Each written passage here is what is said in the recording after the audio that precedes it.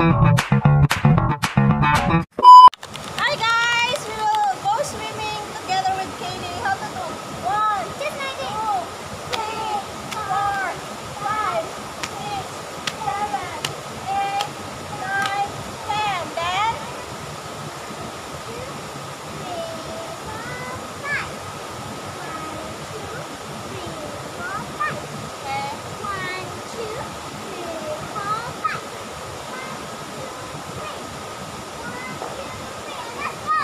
So, meron pala si Kaylee swimming class dito and every Wednesday or Thursday siya ng hapon, tinuturuan siya kung paano maglangoy. Ayan, so meron siya diyang coach na hindi ko na pinakita dito sa video kasi para na lang yun sa kanila. And then, yan din yung mga panahon na tinatamad ako lagi lumabas ng bahay kasi ang dami-daming trabaho sa loob ng bahay, which is minsan may mga misunderstanding kami ng employer ko na susolve naman kahit papano, pero minsan talaga kinokontra ko siya kasi alam mo yun, yung meron akong mindset na naiinis ako pag binabago yung bagay na nakasanayan na, which is hindi pala dapat. So dapat pala kung ano yung isuggest ng employer ko, dapat sinusunod ko kasi siya yung employer ko. Minsan mahirap mag-umpisa sa umpisa pero kailangan. Hi dear viewers, andito ako ngayon sa swimming pool at nilalamig na ako.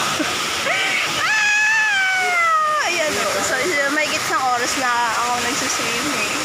And kasama ko si Kaylee. And yun, waiting ako sa kanya. Pagod ako kasi it's my first time natin na maligo. Grabe.